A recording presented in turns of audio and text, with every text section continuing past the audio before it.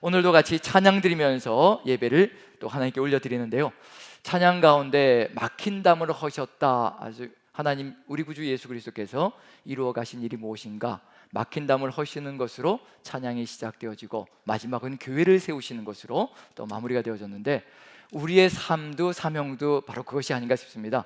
우리 안에 있는 막혀있는 것들이 주 예수 그리스도의 은혜로 열려져 가며 허물어져 가며 예수 그리스도의 몸된 교회가 하나 되어져 가는 것, 그것이 바로 우리 주님께서 또 에베소서를 통해서 우리에게 주시는 또 이상이 아닌가라는 생각이 듭니다. 그런 점에서 그런 또 말씀을 나누기 위해서 오늘도 레위기를 보면서 같이 한번 살펴볼 텐데요, 레위기의 정결 규례에 관한 것이 11장부터 15장까지 주어져 있습니다. 그것을 예수님께서 이제 어떻게 완성시켜 가시는지 그 내용을 같이 살펴보면서요, 오늘 같이 한번 우리는 완성되어진 삶을 살아가며 주의 뜻을 이루어가는 존재라는 것을 마음에 새기고요, 마태복음 15장을 같이 보면서 같이 한번 정결규례를 예수님께서 어떻게 완성시켜 가시며 그것이 완성되어지기 위해서 어떤 과정을 거쳐야 되는가, 그것도 한번 살펴보도록 하겠습니다. 마태복음 15장 1절, 2절, 11절, 17절, 20절 이렇게 세 부분을 15장에서 보도록 하겠습니다. 15장 1절부터 20절까지가 정결규례의 하나의 대표적인 내용, 그래서 먹는 것, 그 다음에 출산, 그 다음에 피부병, 그 다음에 유출, 이 네 가지가 레위기 11장부터 15장까지의 내용인데요, 대표적으로 한 가지만 딱 찍어서 예수님께서 말씀하시며 이렇게 완성되었다, 성취되어졌다라고 얘기를 하십니다. 자, 같이 한번 15장 1, 2절 먼저 한번 읽어봅니다. 부분 읽어보겠습니다. 같이 한번 시작. 그때 바리새인과 서기관들이 예루살렘으로부터 예수께 나와 이르되, 당신의 제자들이 어찌하여 장로들의 전통을 범하나이까? 떡 먹을 때 손을 씻지 아니하나이다. 이게 정결 규례 중에 한 가지인데요, 구약 성경 속에는 주어져 있지 않은 내용입니다. 이건 무슨 얘기냐면, 구약 성경 속에는 단 4가지 정도 정결 규례를 주셨거든요. 근데 이 규정이라는 것이요, 세월이 지나다 보면 덕지덕지 인간의 생각들이 덧붙여지기 시작합니다.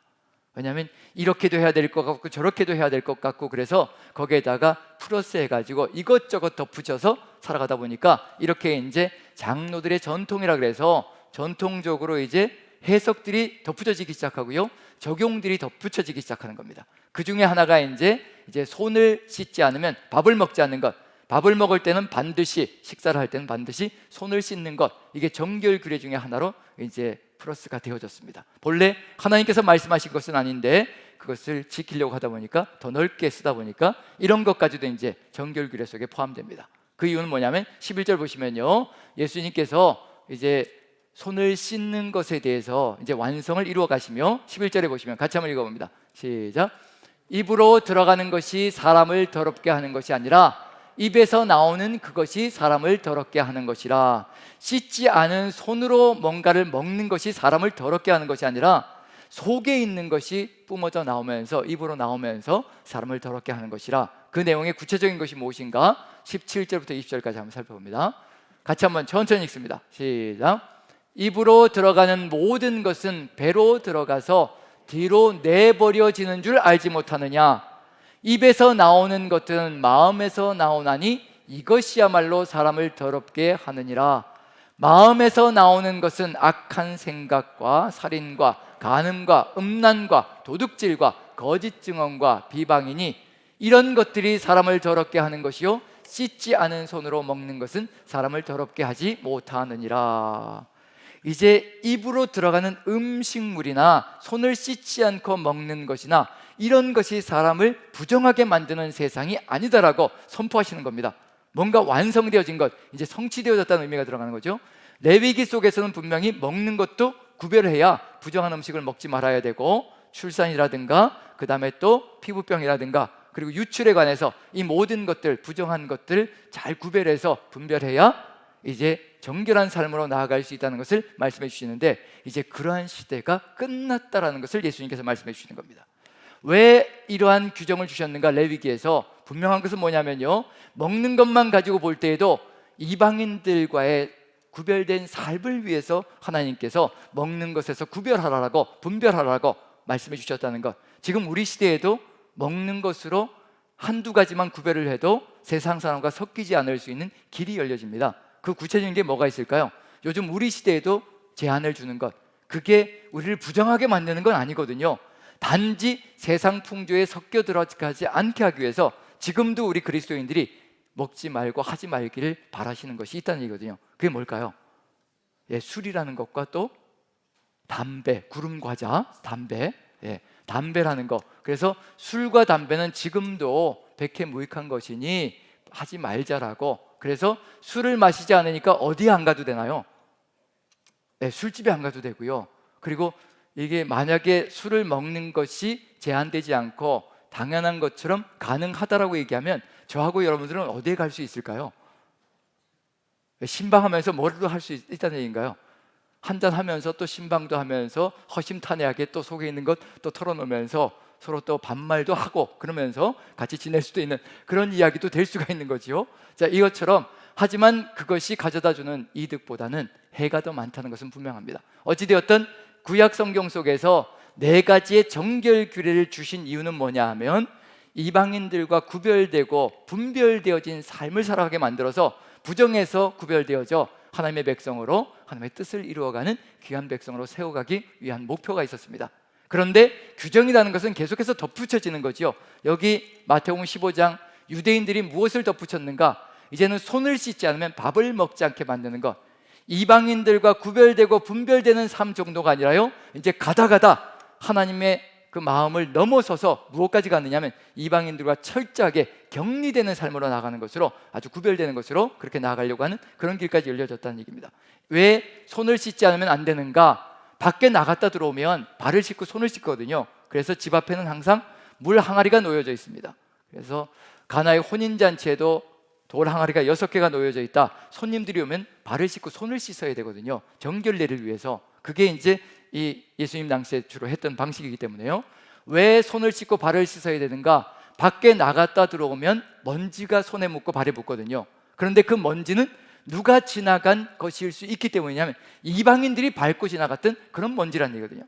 그 이방인들이 접촉되어졌던 그 먼지가 내 손에 묻고 내 발에 묻기 때문에 내가 부정하고 더러운 것이 되어져서 손을 씻고 발을 씻지 않으면 먹지 않는 것. 이건 무슨 얘기 같은 얘기냐면요, 그냥 구별되고 분별되어지는 삶 정도가 아니라 이젠 이방인들과 먼지로라도 접촉하지 않으려고 하는 것이 예수님 당시의 삶의 모습입니다. 이게 정말 하나님께서 뜻하신 것이었을까? 세상 사람들과 완전히 접촉조차 끊어버리고 먼지로라도 접촉하지 않는 것, 공기로라도 접촉하지 않는 것이 하나님께서 정말 뜻하신 것이었을까? 절대로 그게 아니라는 얘기거든요. 이방인들 가운데서 살아가지만 구별되어져서 그들에게 빛이 되어주고 그들에게 하나님의 말씀을 증거하는 사명, 그래서 부정한 삶에서 구별되어져서 정결한 삶으로 이끌어가라고 이스라엘 민족을 이렇게 정결법을 주신 것이지, 이방인들을 개처럼 취급하면서 이방인들이 완전히 자신의 삶 속에서 절단되어지고 그리고 분리되어져 완전히 분리주의로 나가는 그런 것을 의도한 것이 아니라는 것. 하지만 삶을 살아가다 보면 하나님의 의도를 벗어나서 인간의 생각으로 붙여진 것이 많다는 얘기거든요. 15장에 나와 있는 이것, 손을 씻는 것, 이것도 장로들의 전통이라 그래서 전통으로 만들어서 인간들이 지키고 있는 것인데 하나님의 뜻을 멀리 벗어나 있다는 것만큼은 분명합니다. 그래서 입으로 이제 들어가는 것이 사람을 더럽게 하는 것이 아니라 입에서 나오는 것. 자, 입에서 나오는 것은 거짓과 음란과 그리고 여러 가지 비방들, 잘못된 것들인데 이런 것들을 고칠 수 있는 길은 어디에 있을까요? 손을 씻는 것으로 고칠 수 있을까요? 음식을 구별해서 먹는 것으로 고칠 수 있을까요? 절대 그럴 수가 없습니다. 우리 속마음을 다스릴 수 있는 것은 딱 한 가지밖에 없습니다. 누구밖에 없을까요? 성령께서 우리 안에 내주하셔야 우리의 속마음이 다스려집니다. 우리의 입술에서 나가는 말까지도 다스려지거든요. 왜냐하면 성령께서 하나님의 말씀을 따라 살게 만들어 가시기 때문에 우리 입술의 모든 말과 우리의 마음의 묵상까지도 생각까지도 하나님께서 받으심직한 것으로 변화시켜 나가는 것, 그것은 주의 성령께서 우리를 이끌어 나가실 때 가능하다는 것을 안다면 예수님께서는 바로 그러한 시대가 이제 도래했다는 것을 알려주시고 계시는 중입니다. 그러한 시대가 도래할 때 어떤 일이 벌어질 것인가, 그걸 이제 이 내용을 통해서 레위기의 정결 규례가 어떻게 완성되어지고 그 완성의 의미는 무엇인가, 이제 마태복음 15장을 한번 구절을 보시면요, 이렇게 되어 있습니다. 마태복음 15장 1절부터 20절이 중심에 들어가 있습니다. 중심에 들어가 있습니다. 정결 예속에서 가장 첫 번째 것, 먹는 것에 관한 것을 가지고 얘기하시는데, 먹는 것에 관한 것을 대표적으로 얘기하시는 건 뭐냐면요, 그 다음에 주어진 모든 정결 규례가 이렇게 완성되어진다는 것을 알려주는 대표적인 이야기를 하나 하고 있는 중입니다. 그럼 결국은 레위기 11장부터 15장까지는 이제 예수 그리스도를 통해서 완성되어지는데, 그런데 문제는 뭐냐면요, 중심에 15장 1절부터 20절까지 바리새인들과 서기관들은요, 정결규례 전통을 삼엄하게 만들어 놓습니다.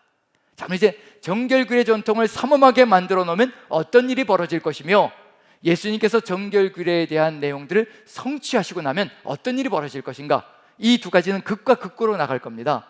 삼엄하게 계속해서 벽을 치고 나아가면 어떤 일이 벌어질 것이며, 예수님께서 이것을 완성시켜 놓으시면 어떤 세상이 이루어질 것인가, 중심에 그 내용이 들어가 있습니다. 그리고 좌우로요, A와 A-가 들어가 있는데 구조를 보는 겁니다. 구조를 잘 봐야 의도하신 것이 무엇인지를 분명하게 알 수 있거든요. 첫 번째 A 부분에는, 시작 부분에는요, 마태복음 14장 13절부터 36절까지 세 가지의 내용이 들어가 있습니다. 그리고 A-에도요, 마태복음 15장 21절부터 39절까지 다른 쪽에도 역시 세 가지의 내용이 들어가 있습니다. 이 세 가지의 내용이 어떻게 연결되어지며 어떤 내용들, 어떤 대상을 주로 하고 있는지 살펴보면, 저 가운데 중심에서 바리새인들과 서기관들의 길을 걸어갈 때와 예수 그리스도께서 완성시키신 그 길을 걸어갈 때 어떤 차이점이 있는지를 볼 수가 있습니다. 지금 우리가 살아가고 있는 이 교회, 우리가 또 세워가고 있는 이 교회도 역시 마찬가지로 이 가운데 들어가 있는 내용과 연관관계가 있거든요. 우리 안에도 수많은 막힌 것들이 있고요, 우리 스스로 인간적으로 세워놓은 주장들과 계획들이 또 들어가 있을 때가 있습니다. 그것들을 어떻게 우리가 처리해 나갈 수 있을 것인가, 그것을 바르게 처리해 나가야 우리는 하나로 연합되어지는 공동체를 만들어갈 수 있거든요. 지금도 분리되어져 있는 수많은 것들이, 벽이 있고 금이 있을 수 있다는 얘기입니다. 자, 그런 점에서 먼저 14장 13절부터 36절까지 어떤 내용이 들어가 있는지, 누구를 대상으로 하고 있는지 그걸 한번 살펴봅니다. 한번 성경을 보시는데요, 마태복음 14장으로 넘어갑니다. 자막을 하지 않을 것이기 때문에 이 부분은 같이 한번 읽으면서 천천히 살펴보도록 하겠습니다. 자, 14장 13, 14절 같이 봅니다. 13, 14절 어떤 내용이 들어가 있는지. 14장 13, 14절. 자, 14장은 누구에 대한 이야기로 연결되느냐면요, 이제 세례 요한에 대한 이야기로 연결시키면서 유대인들에 대한 이야기로 들어가는데요. 자, 13, 14절 같이 한번 읽어봅니다. 어떤 내용이 먼저 나오는지 같이 시작. 예수께서 들으시고 배를 타고 떠나사 따로 빈들에 가시니 무리가 듣고 여러 고을로부터 걸어서 따라간지라. 예수께서 나오사 큰 무리를 보시고 불쌍히 여기사 그 중에 있는 병자를 고쳐주시니라. 여기 이스라엘 땅에서 큰 무리가 예수께 나오고요, 예수께서 큰 무리를 불쌍히 여기시고, 그 큰 무리가 질병으로 고통 가운데 있는 사람들의 무리였기 때문에 불쌍히 여기시고 다 치료해 주셨다라고 얘기를 하고 있습니다. 큰 무리들을 치료해 주셨고요, 그 다음에 또 어떤 얘기, 치료하신 다음에 또 어떤 일이 벌어지는가. 자, 15절부터 같이 한번 천천히 읽어봅니다. 천천히 시작. 저녁이 되매 제자들이 나와 이르되 이곳은 빈들이요 때도 이미 저물었으니 무리를 보내어 마을에 들어가 먹을 것을 사 먹게 하소서. 예수께서 이르시되 갈 것 없다, 너희가 먹을 것을 주라. 제자들이 이르되 여기 우리에게 있는 것은 떡 5개와 물고기 2마리 뿐이니이다. 이르시되 그것을 내게 가져오라 하시고 무리를 명하여 잔디 위에 앉히시고 떡 5개와 물고기 2마리를 가지사 하늘을 우러러 축사하시고 떡을 떼어 제자들에게 주시매 제자들이 무리에게 주니 다 배불리 먹고 남은 조각을 12바구니에 차게 거두었으며 먹은 사람은 여자와 어린이 외에 5,000명이나 되었더라. 자, 어떤 내용이 들어가 있나요? 우리가 너무나 잘 아는 오병이어 사건이 들어가 있습니다. 오병이어 사건 속에 떡 5개와 물고기 2마리를 가지고 축사하시고 그 다음에 떼어서 무리들에게 주셨는데 몇 바구니를 거두었다라고 되어 있나요? 12바구니를 거두었다라고 되어 있습니다. 자, 그러면 12바구니 하면, 12를 하면 무엇이 가장 먼저 생각나시나요? 12를 하면 12제자도 생각나고요, 그것보다 먼저는요, 뭐가 생각나시죠? 12지파. 12지파라는 생각이 들어가면 지금 이 내용들은 누구에게 행하고 계시는 예수님의 기적과 이적이라고 볼 수가 있나요? 유대인들에게, 이스라엘 민족에게, 12지파에게, 그리고 12지파의 생명의 떡을 먹이시는데 이렇게 먹고 남은 것으로 12바구니를 거두었다. 또 그 다음에도 12지파를 충분히 먹일 수 있다. 이스라엘을 충분히 생명 양식으로 계속해서 공급할 수 있다는 것을 얘기해 주시고 계시는 중입니다. 자, 그 다음에 이제 이 예수님을 어떻게 해야 될 것인가? 질병도 치료해 주시고, 큰 물의 질병도 치료해 주시고요, 생명 양식으로도 공급해 주시고, 모자름이 없고 앞으로도 계속해서 그와 같이 채워질 수 있다는 것을 12바구니를 거두었다는 것으로 알려주시고 계시는데, 그 다음에는 누구를 믿어야 되는 얘기가 나올까요? 결국은요, 누구를 믿어야 되는 걸까요? 예수 그리스도를 믿는 믿음으로 나가야 된다는 거, 그 내용을 이제 등장시킬 겁니다. 자, 22절부터 22절, 24절까지 한번 읽어봅니다. 21절부터 24절까지 같이 시작. 예수께서 즉시 제자들을 재촉하사 자기가 무리를 보내는 동안에 배를 타고 앞서 건너편으로 가게 하시고, 무리를 보내신 후에 기도하러 따로 산에 올라가시니라. 저물매 거기 혼자 계시더니 배가 이미 육지에서 술이나 떠나서 바람이 거스름으로 물결로 말미암아 고난을 당하더라. 예수님께서는 무리를 보내시는 동안 제자들은 먼저 배를 태워서 갈릴리 호수로, 바다로 나가게 만들었습니다. 그런데 제자들이 가운데서 바람으로, 풍랑으로 인해서요, 오도 가도 못하고 있습니다. 누가 오셔야 갈 수 있다는 얘기일까요? 예수님께서 오셔야 갈 수 있다는 의미가 되는 겁니다. 자, 그래서 예수님께서 오시는데 26절부터 한번 읽어보죠. 같이 읽습니다. 시작. 제자들이 그가 바다 위로 걸어오심을 보고 놀라 유령이라 하며 무서워하여 소리 지르거늘 예수께서 즉시 이르시되 안심하라, 나니 두려워하지 말라. 베드로가 대답하여 이르되 주여, 만일 주님이시거든 나를 명하사 물 위로 오라 하소서 하니, 오라 하시니 베드로가 배에서 내려 물 위로 걸어서 예수께로 가되 바람을 보고 무서워 빠져가는지라 소리질러 이르되 주여, 나를 구원하소서 하니 예수께서 즉시 손을 내밀어 그를 불러 이르시되 믿음이 작은 자여 왜 의심하였느냐 하시고 배에 함께 오르매 바람이 그치는지라. 배에 있는 사람들이 예수께 절하며 이르되 진실로 하나님의 아들이소서이다 하더라. 여기서 예수님께서 바다 위로 걸어서 배로 오시자 유령인 줄 알고 놀랐다고 되어 있고요, 거기에 덧붙여서 예수님께서 나다라고 말씀하시자 베드로가 또 뭐라고 얘기를 하나요? 그럼 자신도 물 위로 걷게 해주십시오. 그래서 오라라고 하자 베드로가 걷습니다. 그런데 물속에 점점 빠져들어갑니다. 이유가 뭘까요? 물속으로 점점 빠져들어가는 이유, 누구로부터 초점을 잃어버렸다는 얘기인가요? 바람을 보고 풍랑을 보고 물에 빠져들어가기 시작합니다. 예수 그리스도를 향한 초점을 잃어버리는 그 순간에요, 유대인도 무엇을 잃어버릴 수 있느냐? 믿음을 잃어버리고 세상 속으로 빠져들어갈 수 있다는 것을 분명히 얘기하고 있는 중입니다. 우리의 삶 속에서 세상의 풍파, 세상의 모습들을 보고 살아간다면 언제든지 무너질 수 있는 길이 열린다는 얘기고요, 하지만 예수님께 늘 초점을 맞추고 그분을 향하여 걸어간다면 세상의 풍파도 능히 이기며 걸어갈 수 있다는 것을 분명히 보여주고 있는 중입니다. 이와 같은 세 가지 사건으로 연결되어져 있습니다. 어느 민족을 대상으로 하고 있는가 분명하게 보이는 거죠.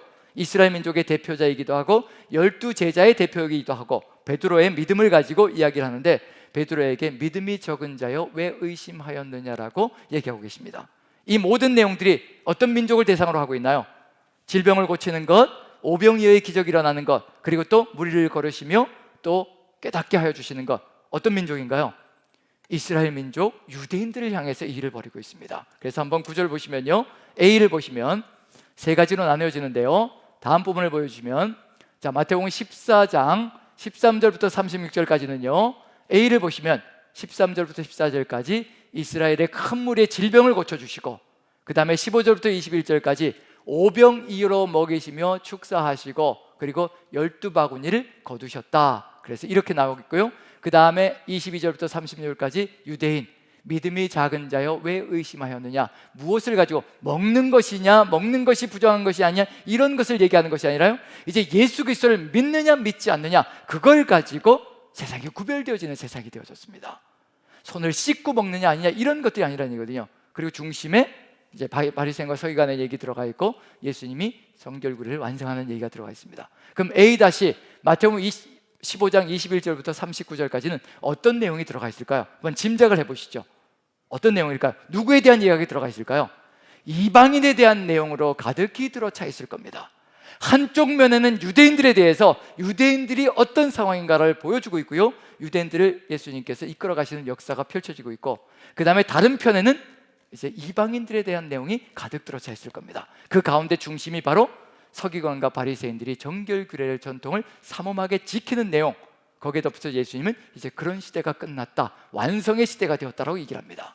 중심은 벽이 들어가 있다는 의미가 들어가 있거든요. 자, 그럼 15장 21절부터 39절까지 이 내용이 어디와 유사한 내용이 들어가 있을 것인가 이제 짐작이 갈 겁니다. 구조가 들어가 있거든요. 자, 그러면 어떤 내용들이 들어가 있을까요? 이방인에 대한 내용인데 어떤 내용이 들어가 있을까요?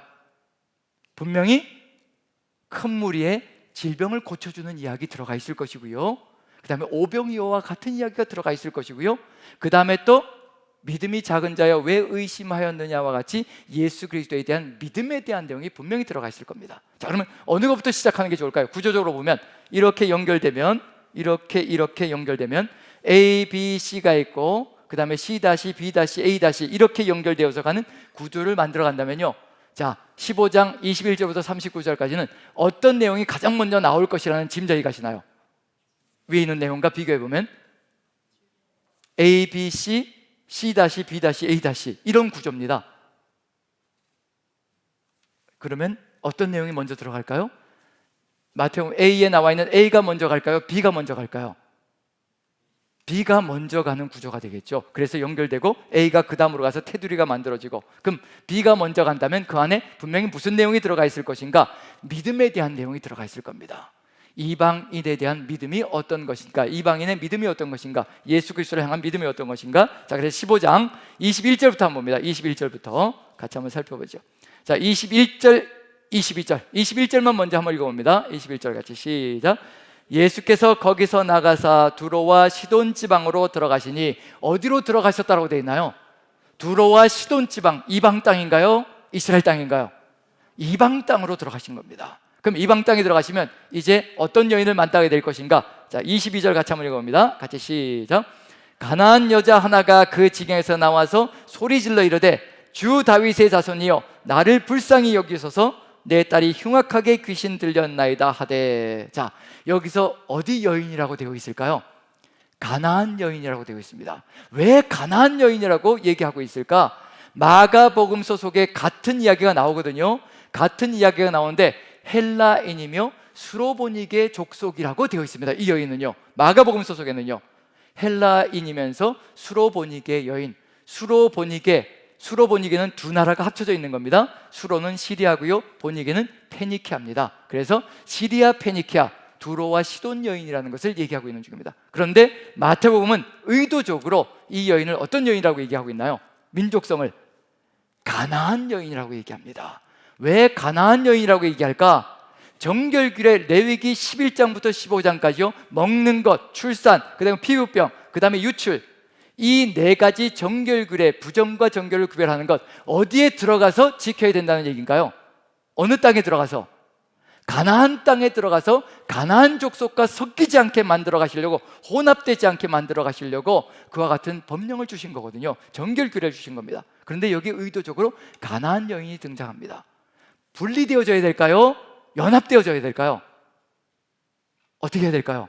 지금 그걸 보고 있는 중입니다. 이 가나안 여인의 이야기를 등장시키면서요. 자, 이 여인의 어떤 태도를 보시는가 한번 봅니다. 23절부터 같이 한번 읽어보죠. 23절 같이 한번 읽어봅니다. 시작.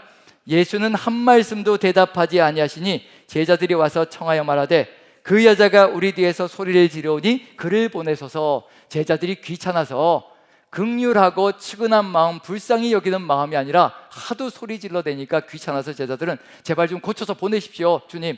그때 예수님께서 이렇게 말씀하십니다. 같이 한번 읽어보죠. 24절입니다. 같이 시작. 예수께서 대답하여 이르시되 나는 이스라엘 집에 잃어버린 양 외에는 다른 데로 보내심을 받지 아니하노라 하시니. 이건 이방인을 받아들이겠다는 얘기인가요? 받아들이지 않으시겠다는 얘기인가요? 네, 이건 오해의 소지가 충분히 있는 거죠. 이방인을 받아들이지 않겠다는 의도성이 있는 것처럼 느껴지는데 이게 어떤 의미일까? 예수님께서 테스트하고 계시는 중입니다. 자, 25절 26절 같이 읽습니다. 25, 26 같이 시작. 여자가 와서 예수께 절하며 이르되 주여 저를 도우소서. 대답하여 이르시되 자녀의 떡을 취하여 개들에게 던짐이 마땅하지 아니하니라. 지금 무슨 취급을 하고 있는 중인가요? 예수님께서 이 가나안 여인을요, 개 취급을 하고 있습니다. 자, 우리도 같은 이방인인데 만약에 지금 예수님께서 직접 우리 면전에다 대놓고 개들에게 던짐이 마땅치 않다, 너희들에게, 개 같은 너희들에게 내가 이걸 해주고 싶지 않다라고 예수님께서 우리에게 말씀하신다면 우리는 어떻게 될까요? 어떤 태도를 취할까요? 한번 대답을 해주시죠. 어떤 태도를 취하시겠습니까? 만약에 이런 개 취급을 받으면 어떤 태도를 취하실까요? 그래, 개다 그러고 막 물어뜯을까요? 네, 그러진 않겠죠. 이 여인의 믿음이 어떤 것이면 테스트하고 계시는 중이거든요. 정말 예수님께서 이방인들을 개 취급하고 전혀 외면하고 그럴 의사였다면요, 이미 마태복음 8장에 어떤 얘기가 들어가 있는지 보십시오. 마태복음 8장의 치유 사건 속에요, 이방인 백부장이 예수님께 나옵니다. 내 종이, 내 하인이 중풍병이 들어서 움직이질 못합니다. 고쳐주시옵소서. 그때 예수님께서 뭐라고 말씀하시냐면, 내가 가서 고쳐주리라. 내가 간다. 가서 고쳐주리라. 이방인의 집에까지 들어가서 고쳐주시겠다고 하신 말씀이 바로 예수님의 마음입니다. 그런데 여기서 이렇게 한다면 왜곡되는 거지요. 이게 똑같은 예수님께서 이와 같이 다르게 태도를 취하신다면 왜곡이고 차별이 됩니다. 그때는 로마 백부장이니까 가서 고쳐주겠다 하고, 여기는 가나안 여인, 이제 힘없는 여인이니까 외면해버린다. 이러면 정말 차별입니다. 우리 주님은 그러실 분이 전혀 아니시거든요. 여기서 무엇을 보시기 위한 의도가 있냐면 이 가나안 여인의 마음을 보시고 싶은 마음이 들어가 있습니다. 같이 한번 읽어봅니다. 27절입니다 27절 28절 같이 시작. 여자가 이르되 주여 올소이다마는 개들도 제 주인의 상에서 떨어지는 부스러기를 먹나이다 하니, 이에 예수께서 대답하여 이르시되 여자여 내 믿음이 크도다, 내 소원대로 되리라 하시니 그때부터 그의 딸이 나으니라. 한번 생각해 보십시오. 개취급을 당하는데도 불구하고 지금 이 여인이 예수님을 향하여 가지고 있는 태도를 보시라는 겁니다. 내가 개가 되어도 좋고 내 딸이 개가 되어도 좋습니다. 당신에게만이 생명의 길이 있고 고침의 길이 있고 치유의 길이 있는데 다른 어떤 곳에도 생명의 길이 없는데 내가 개 취급을 받으면 어떻겠습니까? 영생의 길이 당신에게 있는데 오직 주님만이 내 삶의 근본이시고 근원이시며 생명이신데 어디로 갈 수 있겠습니까? 이 여인의 믿음은 바로 그겁니다. 그 어떤 곳에서도 취함을 받지 못했다는 얘기거든요. 그런데 유일하게 예수님만이 치유자가 되실 수 있다는, 유일하게 전능자가 되실 수 있고 유일하게 회복시키시는 존재가 된다는 그 믿음을 가지고 주님을 끝까지 붙듭니다. 개들도 주인의 상에서 떨어지는 부스러기라도 먹지 않습니까? 부스러기라도 주십시오. 그것만으로도 만족합니다. 그것만으로도 충분하다는 것을 이야기하고 있는 겁니다. 이때 예수님께서 이 여인을 향하여 내 여자여 내 믿음이 크도다. 자, 한번 비교해 보십시오. 유대인 12사도의 대표라고 하는 베드로가 어떤 예수님께로부터 어떻게 질책을 받았나요? 믿음이 작은 자여 왜 의심하였느냐, 그 질책을 받았다면요, 이방 여인이, 가나안 여인이, 개 취급받는 이 이방 여인이요 예수님을 향하여 큰 믿음을 보여주고 있습니다. 이제 무엇으로 하나 될 수 있는 세상이 되었다는 걸 보여주냐면, 손을 씻느냐 안 씻느냐로 민족이 구별되어지고 하나님의 백성이 구별되어지며 어떤 음식을 먹느냐 안 먹느냐로 구별되어지는 세상이 아니라 오직 예수 그리스도를 향한 믿음 하나만으로 그것으로 하나 되어질 수 있고 그것으로 하나님의 백성이 만들어지는 역사가 펼쳐지고 있다는 것을 얘기하고 있는 중입니다. 지금 우리에게도 마찬가지입니다. 우리가 하나 될 수 있는 유일한 길이 어디에 있냐면요, 예수 그리스도를 믿는 것입니다. 오직 주 예수 그리스도를 믿는 그 믿음으로 우리가 연합되어질 때 우리의 연합은 절대 어느 누구도 끊을 수 없는 것이 되어지거든요. 자, 그렇다면 이 가운데 바리새인들과 서기관들 한번 보십시오. 정결규의 전통을 삼엄하게 지킵니다. 손을 씻어야만 되고 음식물을 구별해야만 되고, 그래서 이방인들과 격리되어지고 분리되어지게 만들어가는 겁니다. 만약에 바리새인들과 서기관들의 이 길을 걸어간다면 저 중간의 벽은요 절대 사라지지 않을 겁니다. 저 막힌 담은 절대 없어지지 않을 것이며 유대인과 이방인이 만날 수가 없고요 하나 될 수가 없습니다. 하지만 우리 주님께서 보여주시는 겁니다. 유대인인 너희들도 믿음이 없으면 떨어져 나갈 수 있고 이방인인 이 여인도 믿음이 크면 하나님의 백성으로 연합되어질 수 있다는 것을 보여주고 있는 중입니다. 이제 믿음이 모든 것을 가르는 구별선이 된다는 것, 그걸 보여주고 있는 중이거든요. 자, 그리고 그 다음에 어떤 내용이 나올 것인가? A가 나올 겁니다. 그러면 이제 A의 첫 번째, 두 번째가 나올 것인데요, 첫 번째는 어떤 내용인가요? 모든 질병 누구에게요? 큰 무리에게 질병을 고쳐주셨다. 그럼 큰 무리가 나와야 될 것이고 질병을 고쳐주는 사건이 나와야 될 겁니다. 이방인들에게. 한번 같이 읽어봅니다. 몇 절부터 보느냐면요, 29절부터 천천히 한번 읽어보죠. 31절까지입니다. 세 절에 같이 천천히 읽습니다. 시작. 예수께서 거기서 떠나사 갈릴리 호숫가에 이르러 산에 올라가 거기에 앉으시니 큰 무리가 다리 저는 사람과 장애인과 맹인과 말 못하는 사람과 기타 여럿을 데리고 와서 예수의 발 앞에 앉힘에 고쳐주시니 말 못하는 사람이 말하고 장애인이 온전하게 되고 다리 저는 사람이 걸으며 맹인이 보는 것을 무리가 보고 놀랍게 여겨 이스라엘의 하나님께 영광을 돌리니라. 누구의 질병을 고쳐주시는 건가요? 큰 무리의 질병을 고쳐주십니다. 그런데 이들이 이방인이라는 것을 어떻게 알 수 있을까요? 이방인이라는 그런 내용이 등장하지 않고 있거든요. 자, 이방인이라는 것을 어떻게 알 수 있을까요? 31절의 맨 끝부분 뭐라고 되어 있나요? 누구에게 영광을 돌렸다고 되어 있나요? 이스라엘의 하나님께. 만약에 이들이 유대인이라면 누구에게 영광을 돌렸다라고 얘기를 할까요? 자기 하나님께, 자신들의 하나님께 영광을 돌렸다라고 얘기하면 끝이거든요. 그런데 이스라엘의 하나님께 영광을 돌렸다라고 얘기합니다. 자신들이 믿는 신이 자신들을 고쳐주는 것이 아니라 이스라엘의 하나님이 우리를 고쳤다는 얘기입니다. 이방인들이 그 고백을 하고 있는 중이거든요. 이스라엘의 하나님만이 참 신이라는 것을 지금 얘기하고 있는 그 고백이 들어가 있습니다. 자, 그럼 이제 마지막으로 어떤 내용이 나와야 구조가 연결이 될까요? 오병이어와 같은 이야기. 이제 여기는 뭐가 나올까요? 칠병이어. 왜 7일까요? 7이라는 숫자가 가득히 들어차 있습니다. 7은 뭐를 의미하는 걸까요? 온 우주 만물 전체를 얘기하는 거죠. 이방세계 전체를 얘기하는 것. 유대인들은 12바구니가 들어가 있다면, 12라는 숫자가 들어가 있다면요, 12지파 전체를 만족시키는 주님의 삶이라는 것을 얘기하고 있고, 그럼 여기서는 이제 칠병이어를 통해서 무엇으로 결론 지어질 것인가 한번 읽어봅니다. 32절부터 39절까지 한 절씩 천천히 한번 읽어봅니다. 같이 읽습니다. 시작. 예수께서 제자들을 불러 이르시되 내가 무리를 불쌍히 여기노라. 그들이 나와 함께 있은지 이미 사흘이 되매 먹을 것이 없도다. 길에서 기진할까 하여 굶겨 보내지 못하겠노라. 제자들이 이르되 광야에 있어 우리가 어디서 이런 무리가 배부를 만큼 떡을 얻으리이까? 예수께서 이르시되 너희에게 떡이 몇 개나 있느냐? 이르되 7개와 작은 생선 2마리가 있나이다 하거늘, 예수께서 무리에게 명하사 땅에 앉게 하시고 떡 7개와 그 생선을 가지사 축사하시고 떼어 제자들에게 주시니 제자들이 무리에게 주매 다 배불리 먹고 남은 조각을 7강주리에 차게 거두었으며 먹은 자는 여자와 어린이 외에 4,000명이었더라. 예수께서 무리를 흩어 보내시고 배에 오르사 마가단 지경으로 가시니라.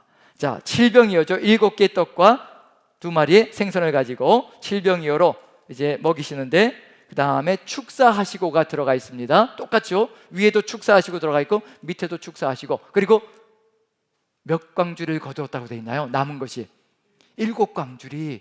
이렇게 칠병이어로 다 먹이고도 7광주리가 남았다. 앞으로도 계속 온 세계 모든 민족을 먹일 수 있다. 7이라는 숫자는 천지창조의 숫자잖아요. 모든 민족을 먹일 수 있다는 의미가 들어가 있습니다. 자, 밑에는 7광주리 한번 비교를 해보죠. 구조를. 자, 밑에 보시면 15장 21절부터 28절까지 가나안 여인, 여자여 내 믿음이 크도다. 그 다음에 29절부터 31절 이방인 큰 무리의 질병을 고쳐주시고, 32절부터 39절 칠병이어로 먹이시고 축사하시고, 그 다음에 7광주리를 거두었다. 위에는 몇 광주리라고요? 12? 예, 광주리가 아니죠. 예, 요거 하나도 잘 봐야 됩니다. 광주리가 아니라 바구니입니다. 바구니는 도시락 바구니 같은 작은 것을 의미하는 거고요, 그건 이스라엘 민족만을 위한 것이기 때문에 작은 것을 사용하고요, 광주리는 전 세계 이방인들을 위한 것이기 때문에 큰 광주리, 즉 바울 사도가 다메섹에서 도망칠 때 그때 광주리를 타고 도망갔다고 되어 있습니다. 그 광주리는 성인 한 명이 들어갈 정도의 사이즈가 되는 거죠. 그런 점에서 7광주리, 광주리가 들어가 있습니다. 그래서 스피리스라는 단어를 사용하고 있고요. 자, 이렇게 두 가지를 보면 유대인들과 이방인들입니다. 가운데 뭐가 있나요? 가운데 바리새인들과 서기관들이 정결규의 전통을 더 삼엄하게 만들어가면 누가 만날 수 없다는 얘기인가요? 유대인과 이방인이 한 몸이 될 수 있는 세상이 만들어질 수가 없습니다. 그런데 예수님께서 정결교회를 성취하시고 완성시키십니다. 그래서 무엇으로요? 오직 믿음으로 하나 되어지는 세상. 먹는 것도 아니고 출산 부정규례도 아니고, 그 다음 피부병 부정규례도 아니고, 그 다음에 유출 부정규례도 아니고, 오직 부정과 정결이 다 완성되어지고 채워져서 이제는 오직 믿음으로 하나 되는 세상이 만들어지고 있다는 것을 그대로 보여주고 있는 중입니다. 자, 그럼 여기에서 이제 한 가지 봐야 될 게 뭐냐면요, 예수님께서 무엇으로 이와 같은 길을 열어가시는가? 한 몸 되는 세상을 열어가시는가? 하나 되게 만들어 가시는가? 믿음으로 하나 되는 세상을 이루어가기 위해서 반드시 필요한 게 있습니다. 중간에 막힌 담을 허물어야 합니다. 자, 무엇으로 담을 허물까요? 우리는 에베소서를 지금 묵상하고 있는 중이거든요. 에베소서에 분명히 기록되어져 있는 것이 있습니다. 자신의 육체로 막힌 담을 허셨다라고 되어 있습니다. 십자가에 못 박히시사 이 모든 것들을 허물어내시고 우리를 하나로 만들어 가신, 한 몸으로 만들어 가시는 역사가 펼쳐지고 있다는 것을 얘기하고 있는 중입니다.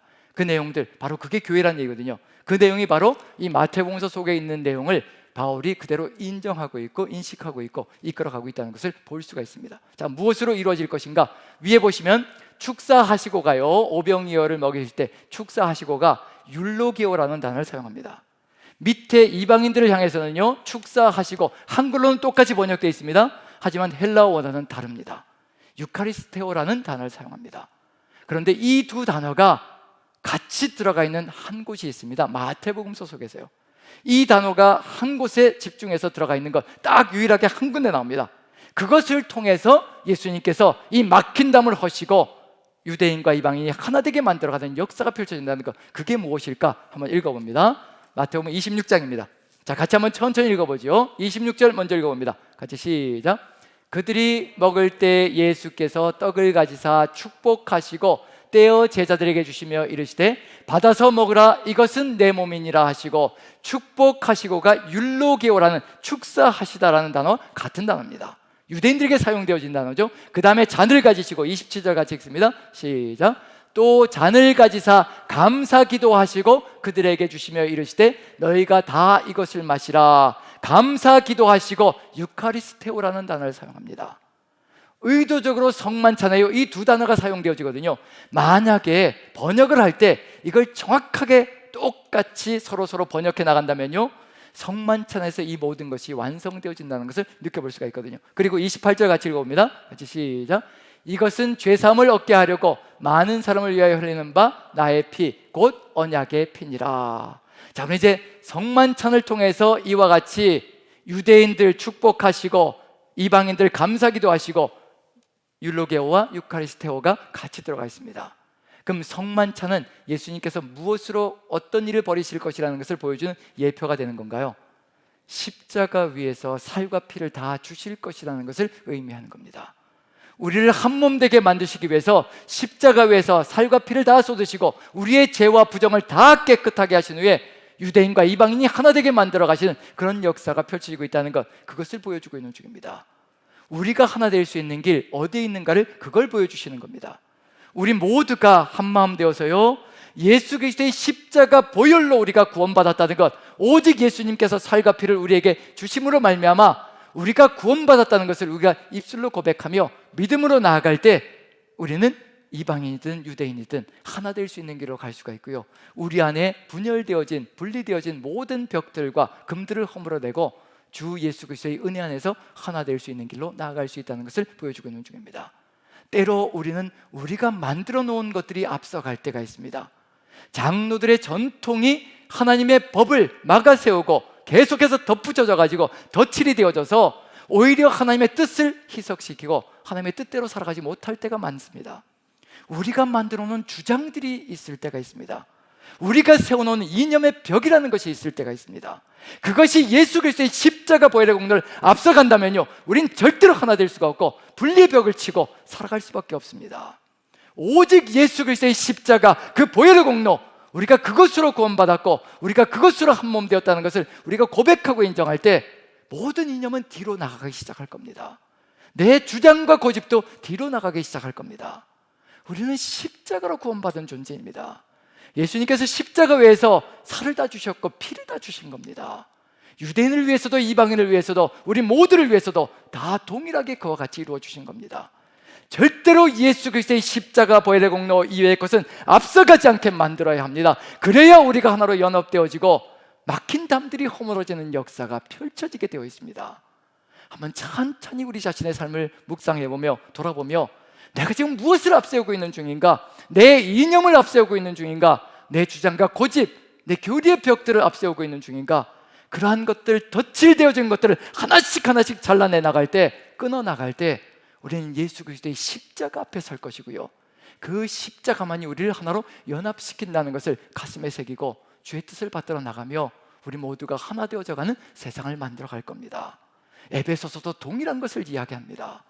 주 예수 그리스도가 교회의 머리시다라고 분명히 얘기하고 있거든요. 그 주님으로부터 몸으로, 교회된 우리의 몸으로 한 몸 된 지체들로 하나님의 역사가 주 예수 그리스도의 은혜와 사랑이 흘러넘치고 공급되어진다라고 얘기합니다. 우리가 가장 크게 마음에 새겨야 할 것, 바로 주 예수 그리스도를 믿는 그 믿음으로 하나 되어질 때 주의 성령께서 우리 안에 가득히 역사하시는 충만한 역사가 이루어질 겁니다. 그럴 때 어떤 일이 벌어질까요? 주 예수 그리스도께서 우리와 함께 하시며 주의 성령으로 역사하실 때 우리에게서 솟구쳐 올라오는 것이 있습니다. 사랑과 희락과 화평과 오래 참음과 자비와 양성과 충성과 온유와 절제, 이 성령의 열매가 솟구쳐 나오며 사랑으로 하나 되어지고요, 온유함으로 하나 되어지고요, 오래 참음으로 하나 되어지고 인내함으로, 절제로, 양선으로 하나 되어지는 역사가 펼쳐질 겁니다. 주의 성령이 우리 안에 역사하시는 것, 우리가 우리 구주 예수 그리스도를 그 믿는 믿음으로 온전히 하나 되어질 때 성령의 역사는 우리를 사로잡을 것이며 우리가 그 성령의 역사로 말미암아 주님께서 맺게 하시는 그 열매가 우리를 하나로 든든하게 결합시켜서 매는 띠가 되게 하는 역사가 펼쳐질 겁니다. 지금 여기에서 분명한 건 뭐냐면요, 이제는 겉으로 외면적으로 들어가는 모든 것들이 우리를 하나 되게 만들어가는 것이 절대 아니라는 겁니다.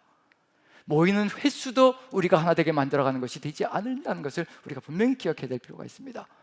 우리에게 가장 중요한 것이 있다면 주 예수 그리스도를 믿는 그 믿음, 십자가 보혈의 공로, 그것이 우리를 하나로 만들어간다는 것을 마음에 새기고 오직 주님의 십자가 이외에, 그 십자가의 사랑 이외에는 앞서가지 않게 만들어가는 것, 그것이 우리의 삶의 길이라는 걸 가슴에 새기며 저 여러분들 한마음 되어서 오직 주 예수 그리스도의 그 십자가 보혈의 그 뜨거운 사랑, 그 사랑으로, 그 큰 사랑으로 하나 되어 주님 나라, 주님의 교회를 이루어가는 저 여러분들 되시길 간절히 축원드립니다. 우리 같이 한번 304장 그 크신 하나님의 사랑 같이 찬양 드리고 기도하는 시간을 같이 갖도록 하겠습니다. 304장입니다.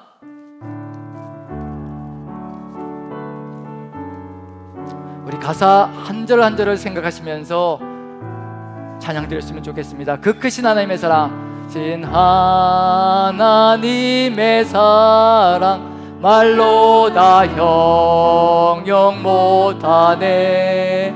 저 높고 높은 별을 넘어 이 낮고 낮은 땅 위에 죄범한 영혼 구하려 그 아들 보내사 화목제물 참으시고 죄 용서하셨네.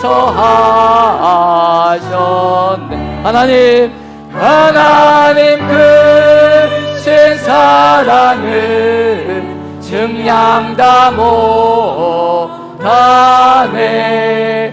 영원히 변치 않는 사랑 성도여 찬양.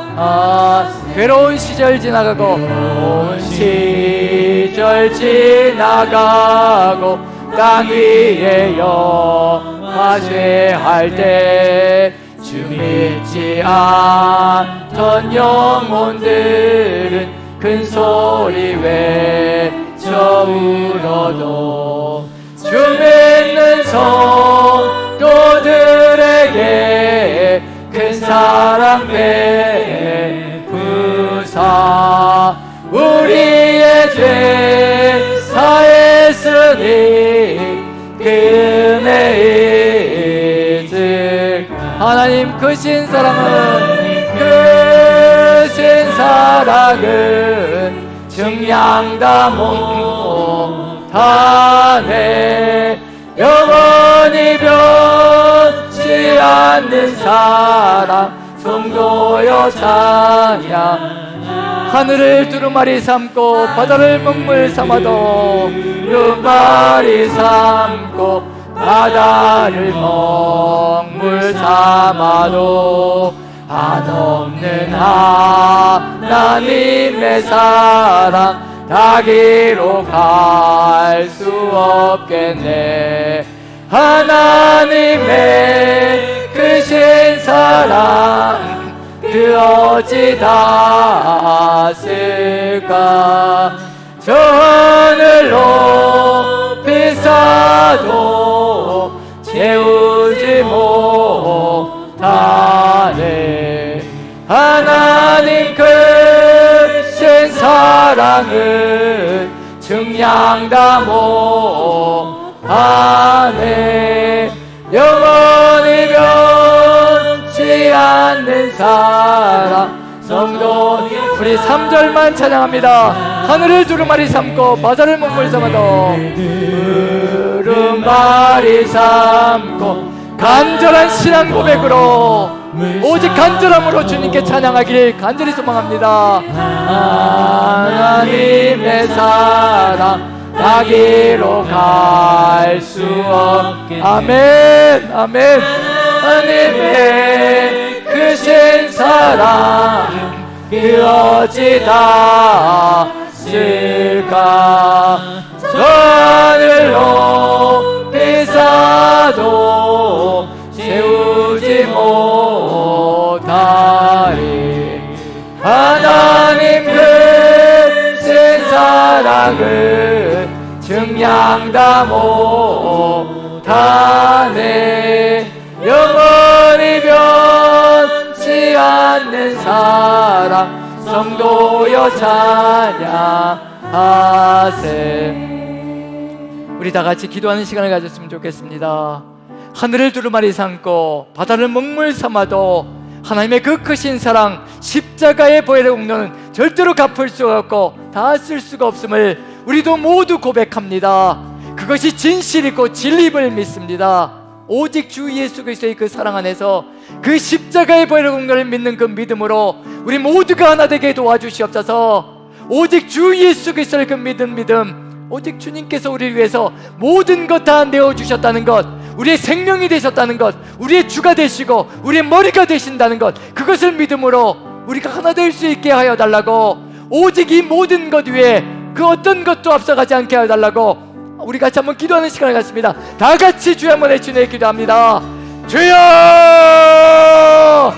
사랑의 하나님, 우리 하나님께 간구합니다. 아버지, 하늘을 두루마리 삼고 바다를 먹물 삼아도 하나님의 그 놀라우신 사랑, 그 크신 사랑 아버지 다 갚을 수 없고 다 쓸 수 없습니다. 하나님 오직 주를 믿는 믿음 안에서 우리가 하나 되기를 간절히 소망합니다. 아버지, 오직 주 예수 그리스도를 우리를 위해서 생명을 내어주신 주 예수 그리스도가 우리의 머리 되시며 그 머리의 지시와 명령을 따라서 살아가는 한몸된 공동체가 되기를 간절히 소망합니다. 아버지, 주님의 십자가 외에는 자랑할 것이 없다라고 고백했던 바울 사도의 그 아버지의 믿음을 우리도 따라갈 수 있게 도와주시고, 오직 주님만 바라보며 우리가 우리의 삶 속에서 내 주장으로 만들어 놓은 것, 내 생각으로, 내 고집으로, 내 이념으로 만들어 놓은 것 아버지 하나씩 하나씩 걷어내고 주의 십자가를 바라보게 도와주시며 십자가 보혈의 공로가 가슴 절절하게 살아나게 도와주옵소서. 아버지, 그래야 우리가 분열되고 아버지 갈라진 틈이 없이 하나로 연합되어져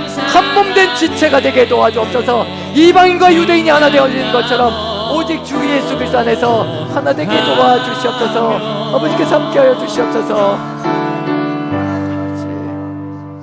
사랑의 하나님, 오직 주 예수 그리스도의 그 사랑 안에 하나가 되게 도와주시옵소서.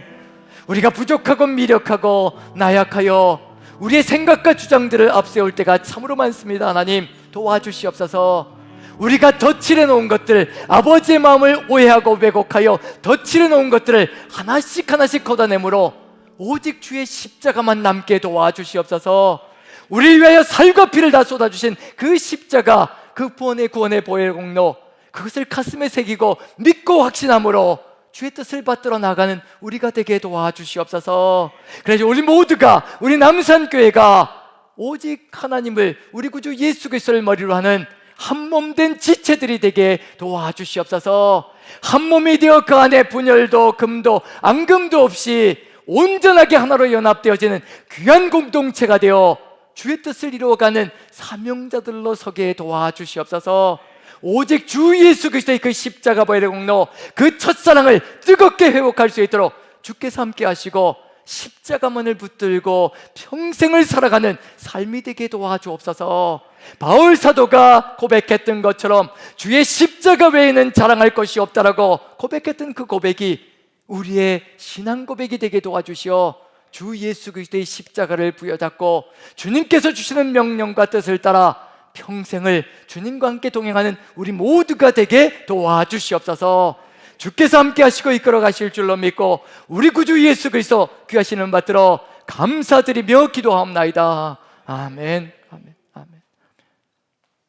자, 우리 다 같이 일어나셔서 같이 한번 주님 오실 때까지 오직 주의 십자가 붙들고 승리하며 나아가겠나라고 결단하는 우리 선포를 올려드리겠습니다. 다 같이 선포합니다. 시작. 아멘. 주 예수여 오시옵소서. 마라나타. 아멘.